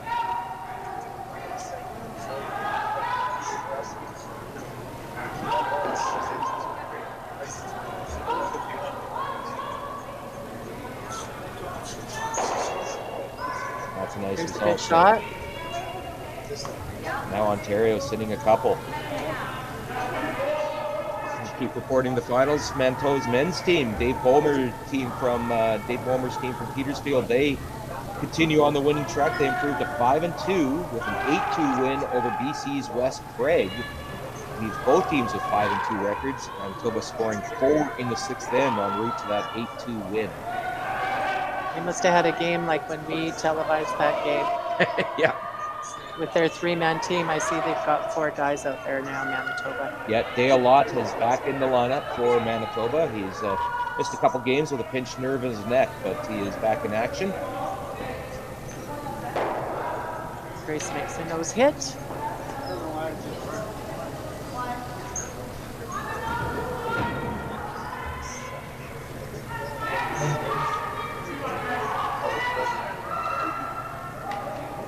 Susan Proud just making sure that if they make the hit on this, that the shooter would be on the rings. I think they need to roll it maybe just a hair. Be able to sit 2.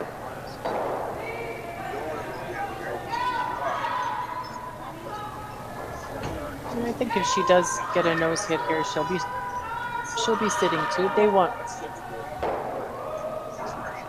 Confirmed. Yep. Sitting 2. We don't have to measure that one. Yeah. I like her chances here of making that one. Now, BC's thinking that they got to make they're looking at the slash. They've only got 2 opportunities left to get out of giving up a deuce to Ontario. That's right.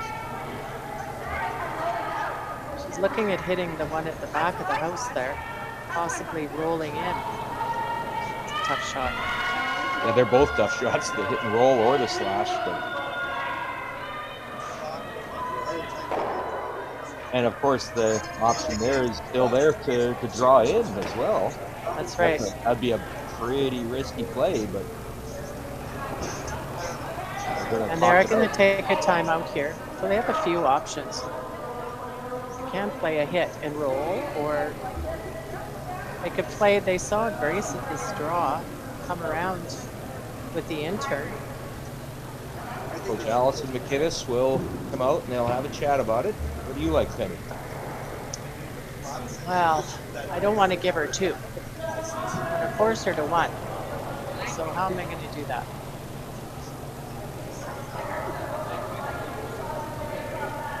Might not be a bad shot to go after that top yellow one.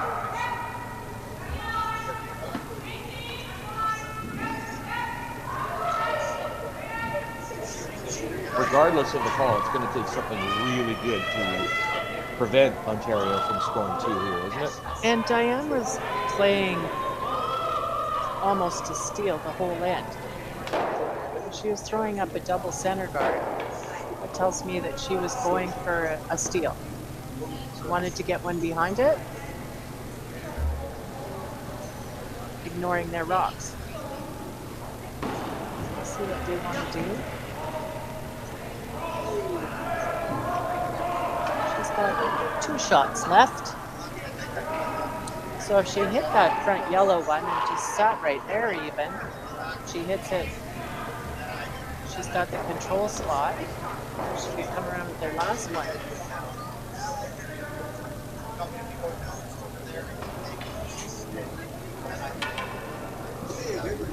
I think they're lining up the draw. I think they are. And she was playing right from the start of the game to... The problem with this shot is Diane has a great intern. She put it in the right spot. And they can run back that yellow one onto it.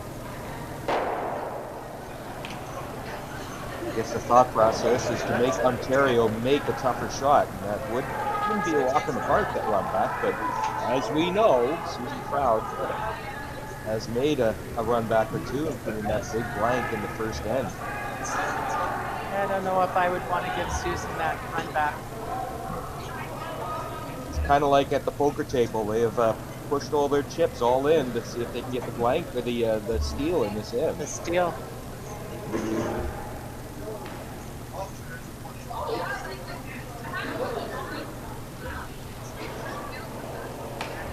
First shot here for Diane Gushalak in this 7th end of a 4-4 game.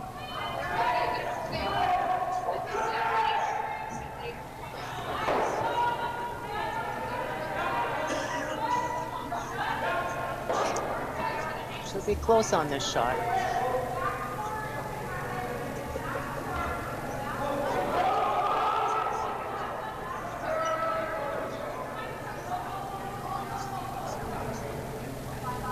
Well, they wanted to draw behind cover. They did exactly that, biting the button and dead buried. So she will play this run back. She runs it back. Diane will draw back down to it and shrink her house and force the one single point.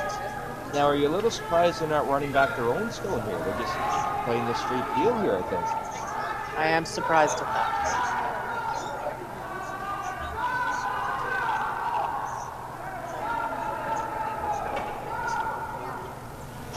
She might be sitting, she might be facing two.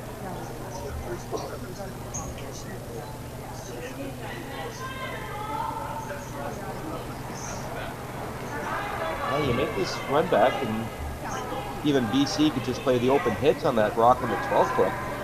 That's going to make contact first.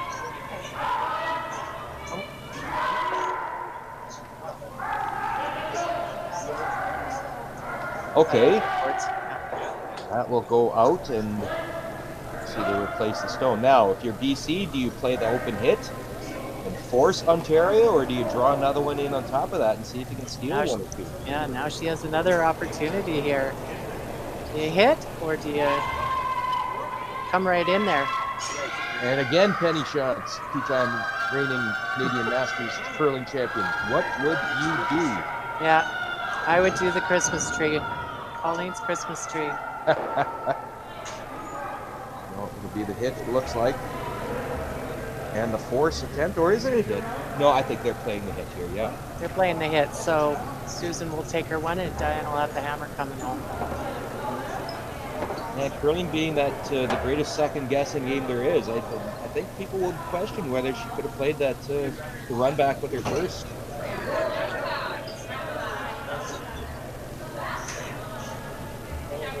Susan Proud talking about there. So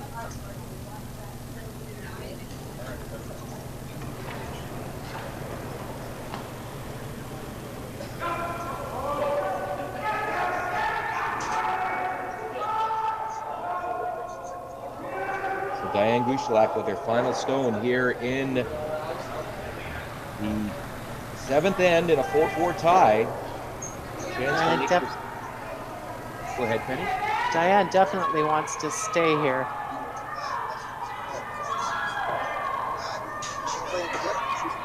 That's going to curl a long ways. Right. Now she's given Susan an opportunity to blank the end. I think she can see most of that rock.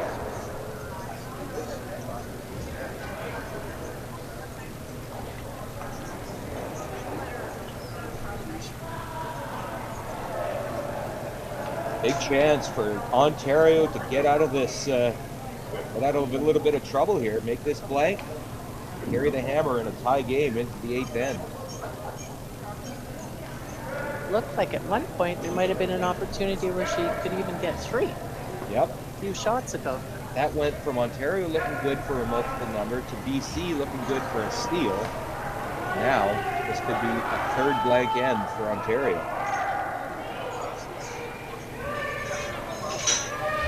That'll be good.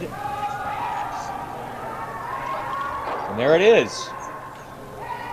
zeros on the board, and it will be Ontario with last rock when we come back after this.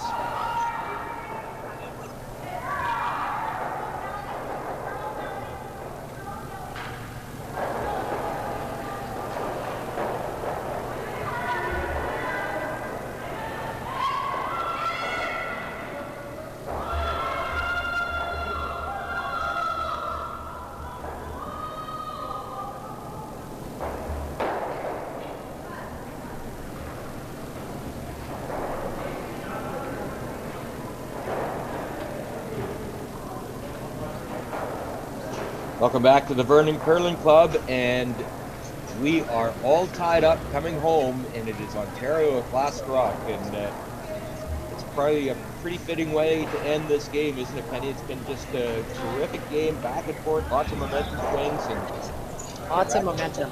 right where we started in a tie game with Ontario having hammered. It's been a great game. This will be an all-out steal now by Team BC. And that's the typical way to start it. A high center guard, a tight center guard, and Ontario will try and combat it, put one in the rings right away.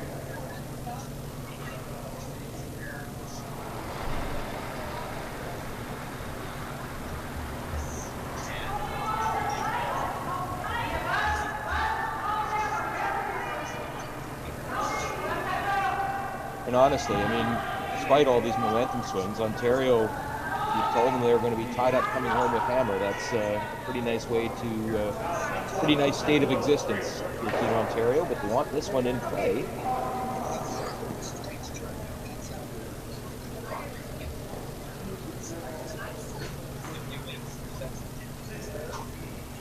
A little bit deep there, but not too bad of a miss. Yeah, rocks at the back of that was probably more helpful for BC in their attempt to steal than Ontario.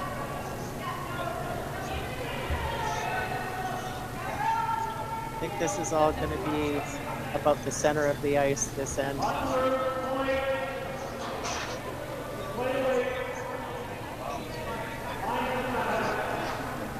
That left-hand side of the sheet has really come down. Trying to get this as tight to the rings as possible and avoid putting it in a position where a double peel is a possibility later in the end. But now they're staggered, and Ontario will see if they can get behind it first.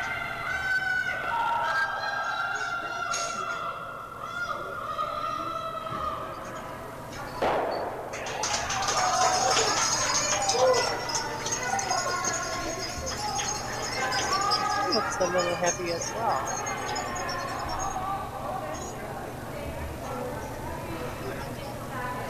Trying to keep this above the tee line. Now they're going to take it as deep as possible.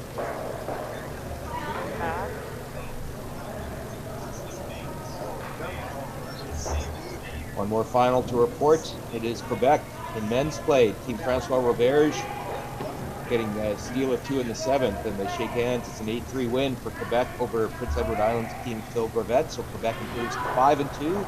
TEI drops to 4-3. Diane Gouchlac, Team BC, has an opportunity to come around those two center guards now. This rock could be in perfect placement. Diane will be looking for the bid. Sweepers like it. It's just a little bit light. It's not in a bad position. Came down hard. Looks like Ontario's shot, but now Ontario will see about removing those center guards.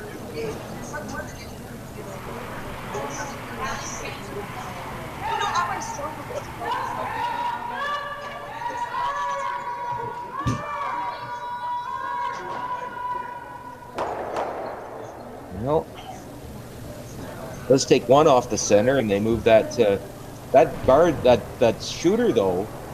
Certainly is maybe a concern later in the end, as it could take away one draw path for Susan Cloud. Another final to report: Alberta team Christina Ford Johnson. They take 3 in the 7th end, and it is handshakes. An 11-4 win for Alberta over Quebec's team Chantal Osborne. Both teams now with 5-2 records.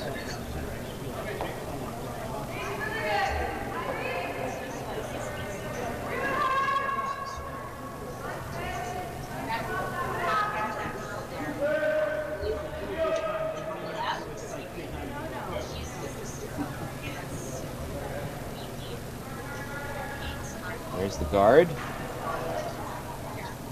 It's a nice guard. Still Ontario sitting shot.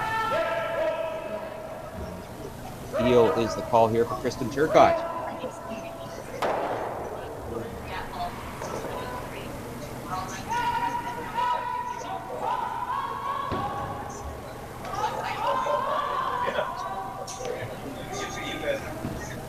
See if they can get the double peel. No, it'll just remove the high one, but it's okay. Shot.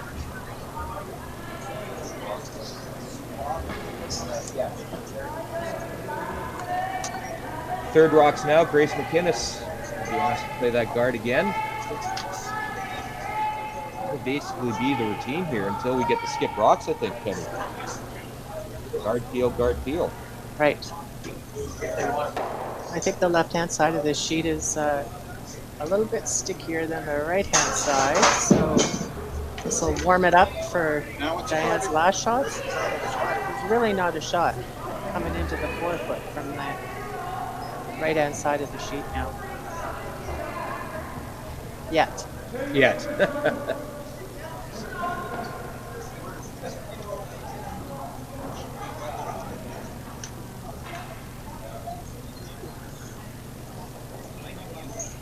That might be just a little bit too tight. And now, double peel certainly there. It's the triple even there. See how that. He hit on the broom side of that stone that was just thrown. That might drag the middle stone onto the BC stone that's into the house. Need some weight for that.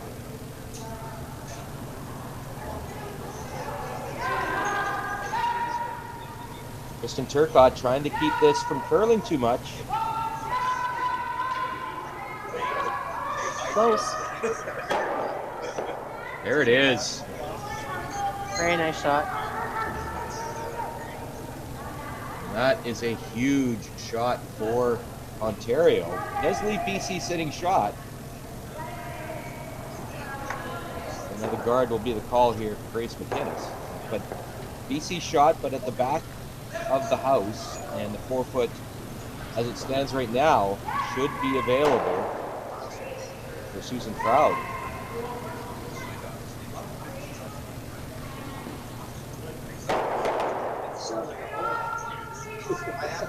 That was an outstanding peel that she just made there. You called it. Even a blind squirrel finds a nut sometimes, Penny. Not gonna A drag. little bit deep there.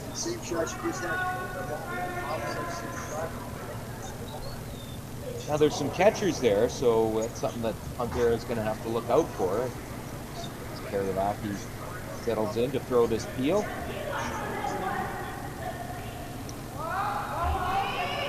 Just wants to make sure she gets rid of that one at the top of the house. Those back ones are your friends. It's pretty good. Ooh, just misses on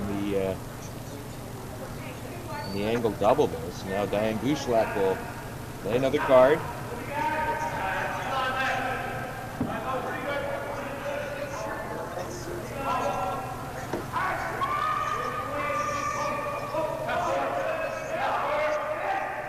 Down to skips rocks here in this 8th and final end, potentially final end, and a 4-4 tie. I like the chances of it being the final end, but never say never, Penny.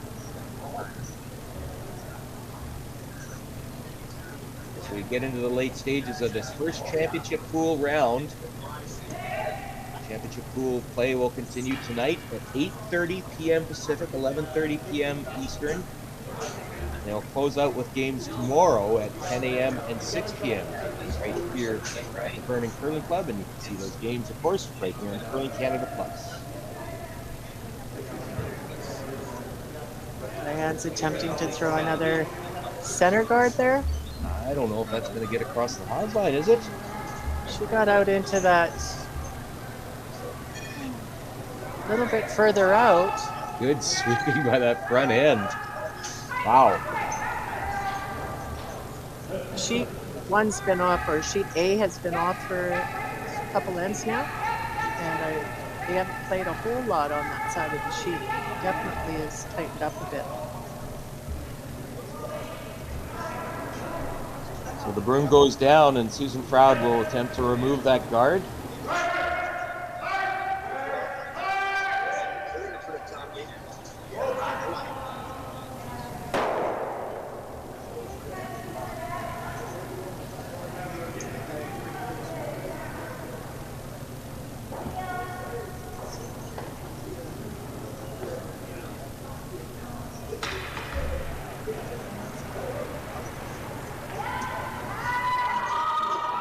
This has got a curl.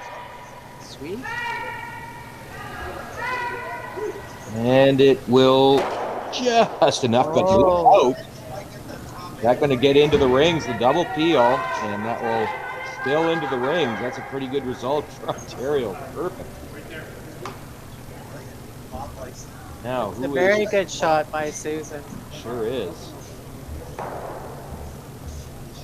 And a little bit of a question as to who shot rock now, because that could certainly change the call for BC. I think it might be yellow shot rock. I think it's yellow as well. Okay, I'm gonna say it's yellow. Yeah. So, that being the case, they're looking at seeing if they can get a half buried behind that yellow.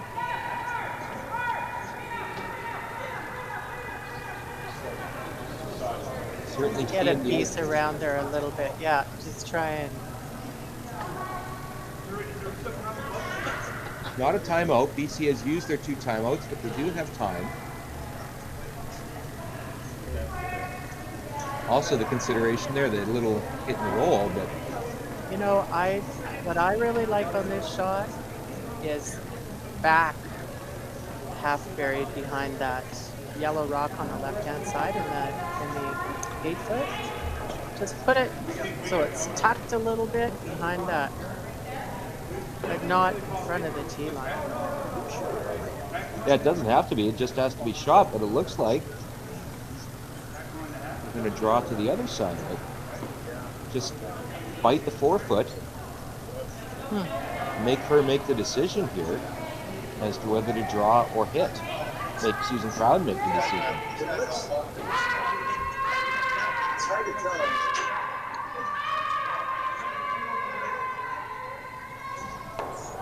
Not too much margin for error for this shot either.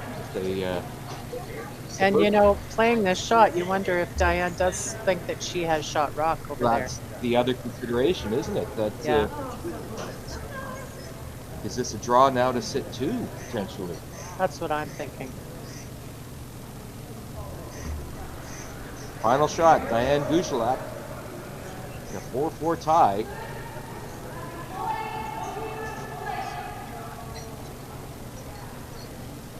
This BC sweeping tandem. Danielle Shaughnessy and Grace McInnes. And they've been pounding this really hard.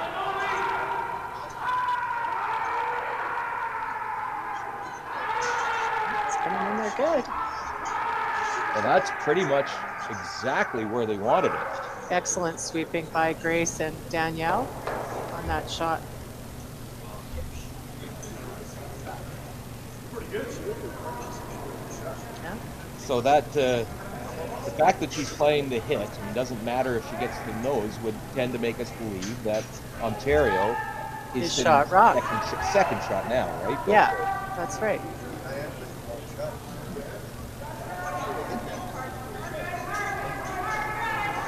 The final shot here, Susan Froud. for the win, we believe. We believe. She just threw this intern hit down here. Can't afford to nose it. Yeah. Can't jam it either. Make it go away. And she did. And the fact that the gloves are coming off, we can confirm it is a single point for Ontario and a 5-4 win. But Penny, what a game between these two 5-1 teams coming into this draw. And if that's any indication, we're going to be in for a treat over these next couple days leading into the playoffs. Right. That was a great first shot that Susan made as well. That her peel, it came into, took a couple rocks off and rolled to shot rock, as it turned out, and the winning rock. So it is a 5-4 victory for Team Ontario. They improved to 6-1. BC drops to 4-2. A reminder, we'll be back in action here at the Everest Canadian Seniors at 4:30 p.m. Pacific, 7:30 p.m. Eastern Time. So for color commentator Penny Shantz, this is Al Cameron saying so long from Vernon.